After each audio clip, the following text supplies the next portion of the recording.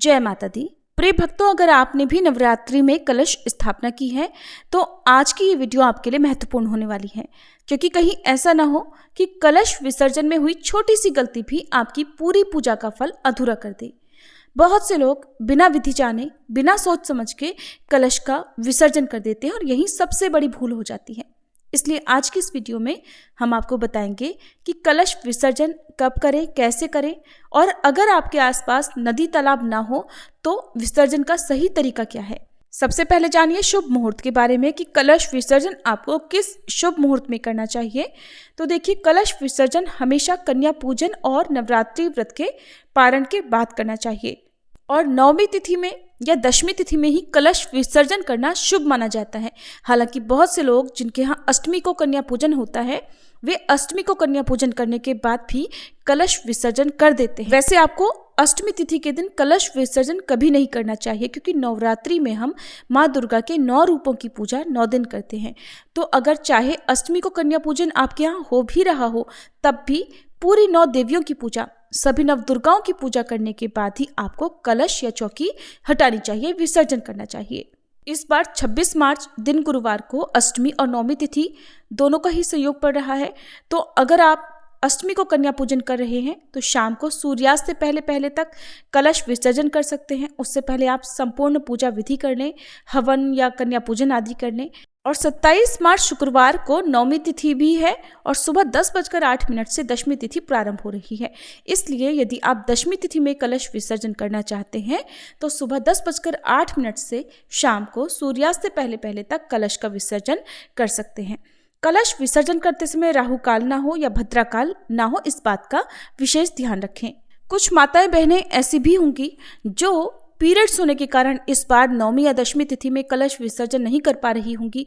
अगर आपके यहाँ पर कोई और हो, आसपास किसी से आप सहायता लेकर कलश विसर्जन नवमी या दशमी तिथि में करा सकते हो, क्योंकि अशुद्ध अवस्था में आपको किसी भी पूजन सामग्री को नहीं छूना चाहिए, नहीं स्पर्श करना चाहिए, नहीं विसर्जन खुद से करना चाहिए। अगर हो सके तो आसपास में किसी से आप सहायता ले सकते हैं। अगर ऐसा भी करना संभव ना हो तो आप चौकी को, कलश को आने वाली पूर्णिमा तक ऐसे ही अपने घर पर स्थापित रखें और पूर्णिमा तिथि पर शुद्ध होकर स्नान आदि से निवृत्त होने के बाद अगर आप कन्या पूजन भी अष्टमी और नवमी तिथि के दिन नहीं कर पाए हैं तो फिर आने वाली पूर्णिमा तिथि पर कन्या पूजन करने के बाद आप चौकी हटा सकते हैं और कलश विसर्जन भी उस दिन कर सकते हैं। अब पहले बात कर लेते हैं 26 और 27 मार्च के राहु काल के समय के बारे में। तो 26 मार्च को राहु काल गुरुवार के दिन दोपहर 1:30 बजे से 3 बजे तक रहेगा। इस समय में कलश विसर्जन करने से बचें। और 27 मार्च दिन शुक्रवार को राहु काल सुबह 10:30 से दोपहर 12 बजे तक रहेगा।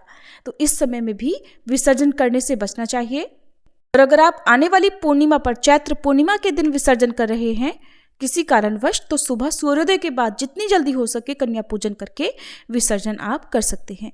विसर्जन से पहले सुबह स्नान करके एक बार फिर से विधि विधान से माता की पूजा करें। हाथ जोड़कर सच्चे मन से प्रार्थना करें कि हे माँ दुर्गे, हे माँ भवानी, आपको प्रणाम है। आप हमारे घर पर पधारी, हमें आशीर्वाद दिया, अब आप अपने धाम को पधारिए और हम सब की रक्षा कीजिए। इस प्रकार प्रार्थना करने के बाद सबसे पहले कलश के ऊपर रखा हुआ नारियल उतारें और उसे प्रसाद के रूप में या तो घर में सभी लोगों में बांटें, या फिर आप उस नारियल को बहते जल में प्रवाहित कर सकते हैं, या कुछ लोग आसपास के मंदिर में भी रख देते हैं। इन तीनों में से जो कुछ भी आप करना चाहें वो कर सकते हैं।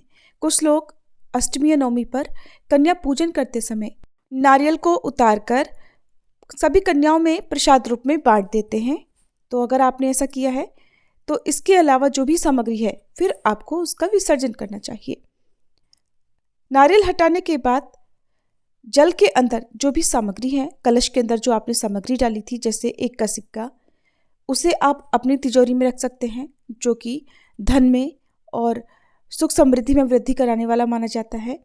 हल्दी की गांठ हो या जो भी खराब होने वाली जो सामग्री जल के अंदर रखी हुई है, उसका आपको विसर्जन कर देना है। 1 रुपये के सिक्के के अलावा यदि आपने 5 रत्न डाले हैं, कोई भी रत्न कलश के अंदर डाला है, तो आप उसे निकालकर वापस से उपयोग में ला सकते हैं।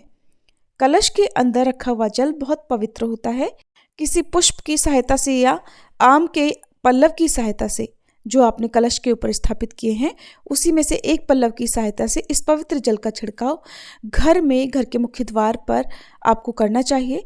टॉयलेट, बाथरूम आदि जगह पर इस जल का छिड़काव नहीं किया जाता है। तो पूरे घर में जल का छिड़काव करने के बाद जो बाकी बचा हुआ जल है उसे अपने ही घर में किसी पौधे में, तुलसी जी को छोड़कर किसी अन्य पौधे में विसर्जित कर सकते हैं। और अगर आसपास नदी, तालाब आदि की व्यवस्था है तो वहाँ पर जाकर भी इस जल को विसर्जित किया जा सकता है। कलश के नीचे जो ज्वारे वाला पात्र है, अगर आपने ज्वारे बोए हैं तो उन ज्वारों को भी बहुत सम्मान के साथ ही संभालना चाहिए, हटाना चाहिए। सबसे पहले तो ज्वारों में से कुछ ज्वारे लेकर प्रसाद रूप में सभी लोगों को, जितने भी घर में सदस्य हैं, एक एक दो दो ज्वारे सभी को प्रसाद रूप में ग्रहण करने के लिए दें।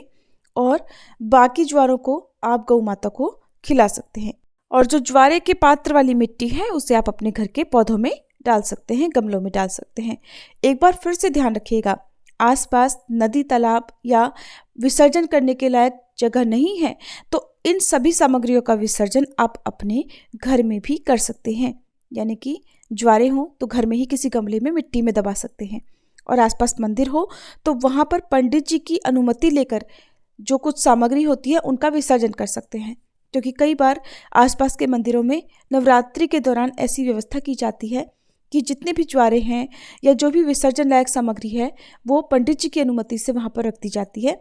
बाद में उन सभी सामग्री का जब दुर्गा विसर्जन किया जाता है तो एक साथ विसर्जन कर दिया जाता है।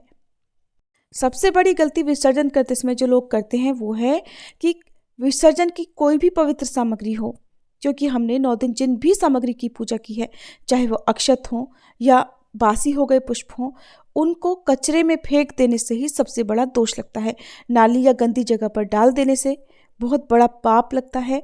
सड़क के किनारे अगर आप कभी भी किसी भी देव प्रतिमा को या विसर्जन की किसी भी सामग्री को किसी भी पवित्र वृक्ष के नीचे रख कर आ रहे हैं तो यहीं पर आप अपने दुर्भाग्य को आमंत्रित करके आ रहे हैं।